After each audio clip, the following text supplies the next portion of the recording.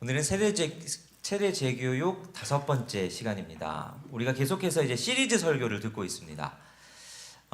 세례 재교육이라는 의미를 가지고 신앙의 아주 기초적인 것들을 다시 점검하자 이렇게 하면서 벌써 이제 5번째 시간까지 왔는데, 이 시리즈 설교를 하는 이유는, 특별히 이런 주제 설교를 하는 이유는, 우리가 그동안 이렇게 조금씩 서로 다르게 엇갈려서 알고 있거나 조금 헷갈렸거나 이런 부분들을 다시 이렇게 코드를 맞추는 작업입니다.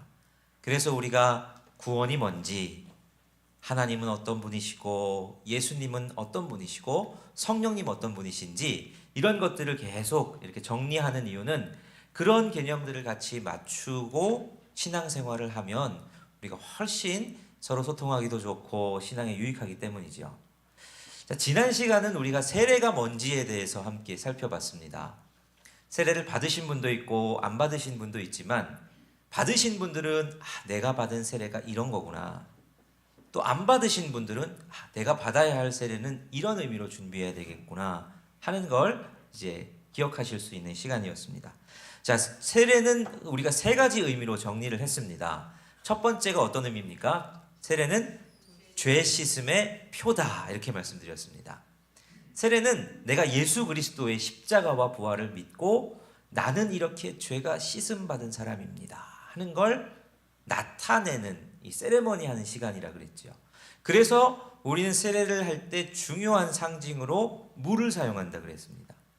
물에 사람이 퐁덩 들어갔다 나오는 걸 통해서, 물은 더러운 걸 씻어내는 의미가 있지 않습니까?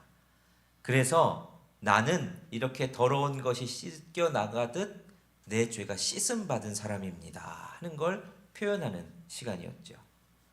그래서 세례를 기억하는 사람은 더 이상 정죄감에 빠지지 않는다 그랬습니다. 수많은 사단이 정죄를 하고 내가 또 죄에 넘어져도 나는 다시 죄 씻음 받은 사람이다 라는 걸 기억하는 거지요.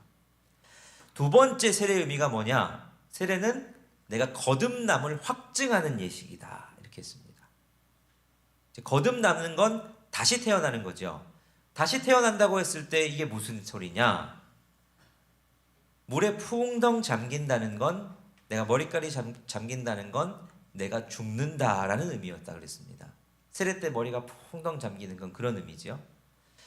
죽는다는 건 뭐가 죽는 거냐? 이전에 내가 죄 가운데 살던, 하나님이 주인이 아니라 내가 내 인생의 주인이라고 생각하며 살았던 그 원죄, 하나님이 기준이 아니라 내가 스스로 기준 만들어서 내 마음대로 살던 그런 죄악된 모습, 옛사람은 죽고 물에서 나온다는 건 살았다 이거 의미거든요. 그러면 무엇이 사냐? 나는 이제 하나님을 주인으로 모시고 하나님을 나의 기준으로 삼고 사는 새 사람이 됐습니다 하는 걸 나타내는 예식이 세례다 이렇게 말씀드렸습니다. 우리가 그래서 세례교인이라는 거, 세례를 기억한다는 건 나는 죽고 내가 원하는 대로 살던 죄악된 나는 죽고 예수 그리스도가 사시는 삶, 그 삶을 내가 사는 사람입니다 라는 걸 기억하는 거죠. 마지막 3번째로 세례의 의미는 공동체의 일원이 되는 예식이라 그랬습니다. 그래서 세례를 우리 교단은 가급적이면 목사님이 아무도 안 보는 데서 은밀하게 주고 이렇게 하지 않는다 그랬죠. 병상 세례나 특별한 경우 아예 안 되는 건 아니지만 가급적 우리는 공동체가 함께 모인 자리에서 세례를 준다 그랬습니다. 왜냐?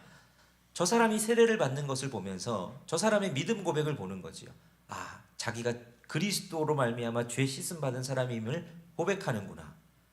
자기는 죽고 이제 하나님 예수 그리스도께서 그 안에 사시는 삶임을 고백하는구나 하는 걸 보면서, 당신은 이제 우리와 같은 믿음을 고백하는 사람입니다 하면서 공동체 일원으로 받아들여주는 예식이 세례다 했습니다. 그래서 우리는 모일 때마다 예수 그리스도를 구주로 고백하며 하나님을 믿으며 성령님을 믿는다는 이 사도신경을 계속 고백하는 이유가 뭡니까? 사도신경은 원래 세례를 기억하기 위해서 예배 시간에 함께 하는 겁니다. 우리가 받은 세례가 이런 겁니다. 우리의 믿음이 이렇습니다 라는 걸 고백하는 게 사도신경이라 그랬죠. 그래서 우리는 모일 때마다 우리가 세례받은 사람임을, 또는 우리가 저 세례를 받아야 할 사람임을 기억하는 겁니다. 자, 이게 지난주 우리가 배웠던 내용인데, 여러분 어떻게 한 주간 세례받은 사람처럼 사셨습니까? 예, 그저 웃으시네요. 예, 세례교인답게 사셨나 돌아보면 그렇지 못할 때가 또 있죠. 그런데 우리는 다시 주일에 모여서 실패한 하나님 앞에, 하나님 답안지 다시 작성해야 되겠습니다, 새 답안지로 바꿔주십시오 하는 겁니다. 실수할 수 있고 실패할 수 있는데 다시 주님 앞에 우리의 시선을 모으는 시간이죠. 오늘은 그래서 세례교육 5번째 시간으로 교회란 무엇인가를 함께 나눠보고자 합니다. 여러분, 교회 생활 오래 하신 분들은 참 오래 하셨을 겁니다. 모태신앙으로 지내시면서 수십 년 하신 분들, 70년, 80년 하신 분들도 계시겠죠.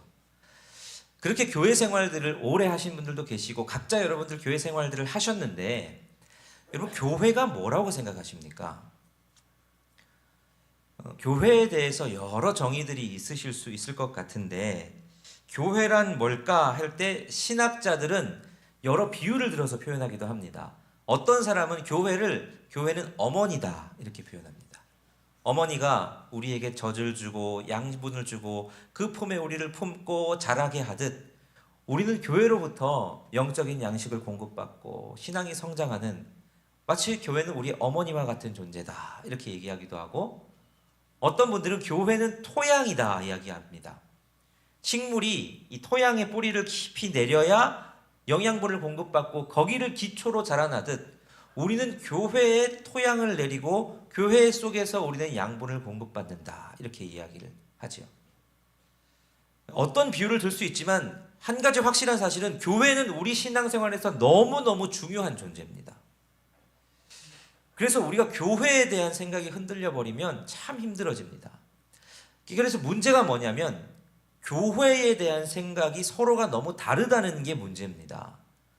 어떤 사람은 교회를 이렇게 이해하고 어떤 사람은 교회를 저렇게 이야기해서 교회를 자기 마음대로 생각하고 다니다 보니 교회 생활에서 분쟁도 발생하고 교회 생활이 어려워지는 겁니다. 근데 교회란 무엇인가에 대해서 우리가 정확히 알고 있으면, 이 교회가 어떤 공동체고 어떤 목적으로 이 교회가 있는 것인지를 정확히 알면 우리의 신앙이 건강해질 수 있습니다. 그만큼 교회는 여러분 참 중요합니다. 이게 별것 아닌 공동체인 것 같고 주일에 한 번 왔다 가면 끝인 것 같지만 여러분 그렇지 않습니다. 우리가 교회의 목적을 분명히 알면 제대로 신앙생활을 할 수 있습니다. 성경에는 교회의 여러 정의들이 있지만 오늘은 그 중에서 우리가 고린도전서 1장 1절부터 3절에 나오는 이 교회의 정의를 가지고 교회가 뭔지를 함께 살펴보려고 합니다. 고린도 교회는 여러 가지 문제를 가지고 있었던 교회여서 사도 바울이 이 고린도전서, 고린도후서를 쓰며 교회에 대한 여러 이야기들을 하는데, 특별히 1절부터 3절까지의 말씀이 우리가 기억할 만한 말씀입니다. 자, 그러면 교회란 어떤 것인가? 우리 첫 번째로 정의를 하자면 교회는 부름받은 사람들이 모인 곳입니다. 교회는 부름받은 사람들의 모임이다 하는 겁니다. 이게 교회를 나타내는 정의라고 할 수 있습니다. 부름받은 사람들의 모임. 우리가 흔히 우리 일산영문교회 하면 여러분 뭐가 제일 먼저 떠오르십니까? 흔히 교회를 얘기하면 그 교회 어디 있어? 그 교회 우리 교회 이렇게 소개하면 사람들은 건물을 먼저 떠올립니다. 우리는 강송로 183 아니면 마두동 아니면 정발초등학교 맞은편 앞에 단층으로 예쁜 예배당의 모습이 떠오르고 그 옆에 또 예쁘게 세워진 교육관이 떠오릅니다. 흔히 사람들은 교회라고 하면 이 건물을 떠올립니다. 근데 교회는 건물이 아닙니다. 엄밀히 말하면 여기는 예배당이지요. 예배를 드리는 장소, 모임을 하는 장소, 예배당이라고 할 수 있습니다. 그러면 교회란 뭔가? 고린도전서 1장 2절은 교회를 이렇게 정의합니다. 우리 1장 2절 말씀을 같이 한번 읽어보겠습니다. 자, 시작.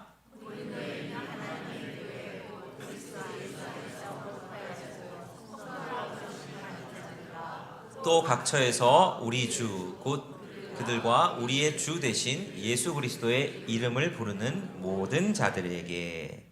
자, 여기서 고린도에 있는 하나님의 교회 하면서 고린도 교회에 대해서 정의를 합니다. 곧이라고 하면서 그리스도 예수 안에서 거룩하여지고 성도라고 부르심을 받은 자들, 이 교회다.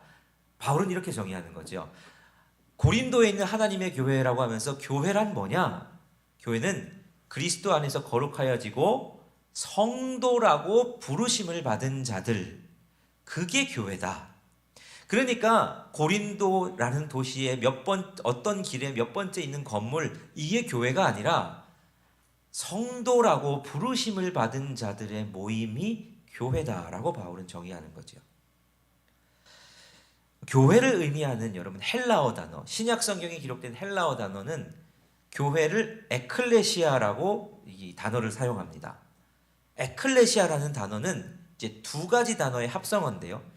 앞에 있는 에크가 밖으로라는 뜻이고 칼레오라는 단어가 부르다라는 단어입니다. 그게 요게 합쳐지면 밖으로 부르심을 받은 자들, 부르심을 받은 자들의 모임이 교회라는 겁니다. 그래서 여러분, 교회는 단순한 건물이 아닙니다. 교회는 부르심을 받은 자들의 모임이 교회입니다. 우리가 지금 이렇게 모인 모임이 교회이고, 더 나아가서는 여러분 한 사람 한 사람이 교회입니다. 우리가 특별한 목적을 가지고 이렇게 부르심을 받은 자로서 모여 있는 것. 그래서 여러분, 교회를 자랑한다고 하면, 우리 교회를 소개한다고 할 때 우리 교회는 이런 교회고 건물이 이렇게 생겼고 우리 교회는 이렇게 몇 명이 모이고 우리 교회는 어떤 편의시설이 있고 이런 여러 가지 것들로 소개할 수도 있겠지만, 우리 교회를 소개할 때 그 소개는 여러분들 한 사람 한 사람이 교회의 소개장이 됩니다. 우리 교회 공동체가 어떤 공동체냐가 우리의 자랑거리가 되는 겁니다. 교회를 자랑한다고 했을 때 물론 좋은 건물과 좋은 여러 가지 것들을 다 자랑할 수 있겠지만, 가장 교회의 본질은 뭐냐? 우리 한 사람 한 사람이 교회를 정의하게 되는 겁니다. 그래서 교회가 좋은 교회가 되려면 어떻게 해야 되느냐? 여러분 한 사람 한 사람이 좋은 그리스도인이 되는 것이 필요합니다. 여러분이 얼마나 훌륭한 그리스도인이 되느냐에 따라서 세상은 우리 일산영문교회를 좋은 교회라 말하거나, 아니면 여러분들이 형편없는 삶을 통해 세상은 우리를 형편없는 교회라 칭하게 된다는 거죠. 우리 교회가 어떤 것이냐? 우리는 성도들의 모임, 우리들 한 사람 한 사람이 교회다, 건물이 아니라 우리의 모임이 교회다라는 것을 반드시 기억할 필요가 있습니다. 그래서 우리가 성숙해지면, 우리가 믿음과 소망과 사랑이 충만한 공동체가 되면 우리 교회는 그런 교회가 되는 거지요. 자, 이게 교회의 첫 번째 정의라면, 우리 두 번째는 교회의 목적을 분명히 알아야 되는데, 교회는 특별한 목적이 있는 공동체라는 겁니다. 교회는 단순히 성도들의 모임, 그 모임 자체를 교회라고 하지만은 않습니다. 교회는 성도들의 모임인데 그 모임은 특별한 목적을 가진 모임입니다. 그게 뭐냐면, 우리 1장 2절에 다시 한번 1장 2절을 읽을 때 우리 노란색으로 글씨된 단어를 생각하시며 다시 한번 읽겠습니다. 시작. 고린도에 있는 하나님의 교회 곧 그리스도 예수 안에서 거룩하여지고 성도라고 부르심을 받은 자들과 또 각처에서 우리의 주 곧 그들과 우리의 주 되신 예수 그리스도의 이름을 부르는 모든 자들에게. 자, 여기서 거룩과 성도에 이렇게 노랗게 글씨를 쳐놨습니다. 왜냐? 우리의 모임인데 하나님은 우리를 뭐라고 부르시느냐? 성도라고 부르십니다. 이게 성도는 한자어로 거룩한 무리라는 뜻이죠. 하나님은 우리를 부르시는데 왜 부르시느냐? 성도로 부르십니다. 거룩을 위해서 부르셨다라는 겁니다. 그래서 교회의 목적은 거룩이다, 이렇게 말할 수가 있습니다. 자, 그러면 여러분, 거룩이 뭡니까? 거룩을 정의해야 이해가 되겠지요. 거룩은 그냥 이렇게 특별한 가운 입고 섰다고 거룩한 사람이 되는 게 아니고, 뭐 어떤 거룩해 보이는 말투를 쓴다고 그렇게 되는 게 아니고 거룩은 구별됨이지요. 구별됨을 우리는 거룩이라고 합니다. 구별됨이라는 건 그러면 어떤 것이냐? 세상과 다른 방식으로 삶이 구별됨이죠. 성경을 보면 하나님께서는 늘 그렇게 하나님의 계획 이루실 때에 이 구별됨, 거룩을 사용하셨습니다. 하나님께서 아브라함을 부르시지요. 아브라함을 부르실 때 어디에서 부르십니까? 갈대아 우르에서 잘 살고 있던 아브라함을 부르시면서 너는 너의 고향과 친척과 아버지의 집을 떠나서 내가 너한테 보내줄 땅으로 가라 말씀하시죠. 고향과 친척과 아버지의 집을 잘 살던 그곳에서 아브라함을 구별해 내십니다. 그리고 특별한 목적을 가지시고 가나안 땅으로 인도하십니다. 하나님의 계획은 늘 그렇게 거룩으로부터 구별됨으로부터 출발을 합니다. 이스라엘 백성들을 애굽에서 구별해 내시지요. 애굽에서 노예로 있던 이스라엘 백성들을 특별한 은혜와 기적으로 구별해 내십니다. 그리고 광야에서 잘 훈련받게 하신 후에 가나안 땅에 들어가게 하십니다. 근데 가나안 땅에 들어갈 때 무엇을 요구하시냐? 구별된 거룩을 요구하십니다. 그래서 가나안 땅에 살던 이방 민족들을 다 쫓아내라 그러죠. 그들과 섞이지 말라 그럽니다. 그들을 다 쫓아내고 그곳에서 섬기던 모든 것들을, 문화들을 다 부시라고 그럽니다. 세상과 섞이지 않는 구별됨을 통해서 하나님은 하나님의 나라를, 하나님 다스리는 나라를 만들고 싶으셨습니다. 자, 이제 그게 어디까지 이어지느냐? 교회로 이어집니다. 하나님은 교회를 세우십니다. 이 땅에 하나님이 직접 세우신 공동체가 두 개가 있습니다. 첫 번째는 가정, 두 번째가 교회입니다. 그게 하나님이 직접 세우신 공동체지요. 교회를 세우심을 통해 하나님 뭘 하고 싶으셨습니까? 거룩을 이루고 싶으셨습니다. 아까 부르심을 받은 자들의 모임이라 그랬죠. 그 부르심은 무엇을 위한 부르심입니까? 무엇을 위한 교회의 존재 목적입니까? 거룩을 위한 겁니다. 구별되기를 원하셨습니다. 세상과 다르게, 세상과 구별되어서 거룩하기를 원하셨지요. 그러면 세상과 다른 구별됨이란 도대체 무엇이냐? 그게 오늘 우리가 읽은 1장 2절에서 다시 나옵니다. 우리 앞에 정의를 뛰어넘고 노란색 글씨 뒷부분을 보면 이렇게 기록을 하죠. 각 처에서 우리의 주, 곧 그들과 우리의 주 대신 예수 그리스도의 이름을 부르는 모든 자들, 이게 교회라는 겁니다. 성도라고 부르심을 받은 자들도 교회인데 또 각처에서 우리 주 곧 그들과 우리 주 대신 예수 그리스도의 이름을 부르는 모든 자들도 교회입니다. 이게 무슨 의미냐? 예수 그리스도의 이름을 부른다는 건 이 고대의 관용적인 표현을 좀 이해해야 합니다. 이름에는 그냥 우리는 누구 부를 때 누구누구야 이렇게 부르지만 고대 사람들은 이름에 그 사람의 정체성과 능력과 인품과 모든 게 담겨 있다고 생각했습니다. 그래서 그 이름을 부른다는 게 이게 관용적인 표현으로 내가 그 사람을 따른다, 신뢰한다, 믿는다라는 것을 의미하죠.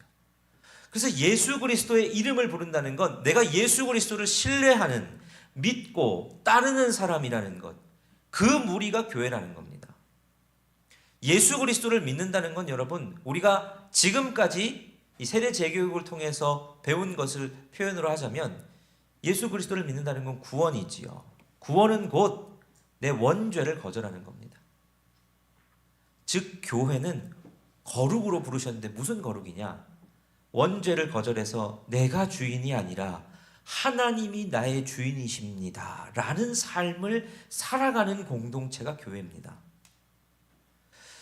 하나님께서 우리를 교회라는 목적으로 부르신 건 세상은 다 자기가 주인인 줄 알고 세상이 살아가는 식대로 살아가지만 너희는 그렇게 살아가는 거 아니야 라면서 구별해서 우리를 부르셨습니다. 부르셔서 너희는 하나님을 주인으로 모시고 하나님이 너희 인생의 기준이 되시는 줄을 알고 그렇게 살아가는 구별된 삶을 살아가는 공동체로 부르신 것. 하나님 그 목적으로 우리를 부르셨고 그게 바로 교회의 목적이라는 거죠. 그래서 여러분, 교회는 그저 자기의 생활 수준이 맞는 사람들, 자기의 취미가 맞는 사람들이 모이는 동호회가 될 수가 없습니다. 교회는 자기의 이익을 위해서 모이는 이익 집단이 아닙니다. 교회의 목적은 그게 될 수가 없습니다.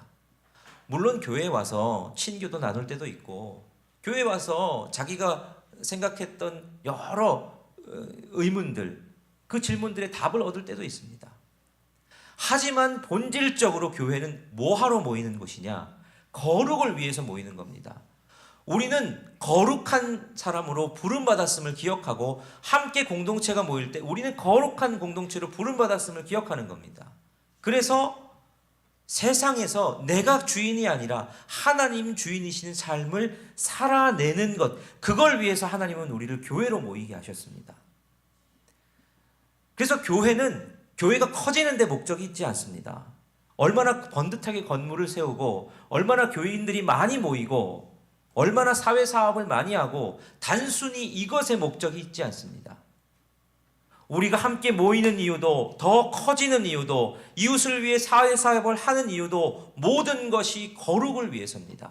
내 기준이 아니라 내가 원하는 대로 사는 것이 아니라 하나님 원하는 대로 사는, 하나님이 주인이신 삶임을 우리가 모여서 다시 기억하는 것이고, 흩어지면 세상의 기준이 아니라 하나님을 기준으로 사는 삶을 보여줌으로 말미암아 세상 속에서 하나님이 주인 되시는 것을 선포하며 전파하는 삶을 사는 것, 그게 교회가 모이는 목적이고 이유다라는 겁니다.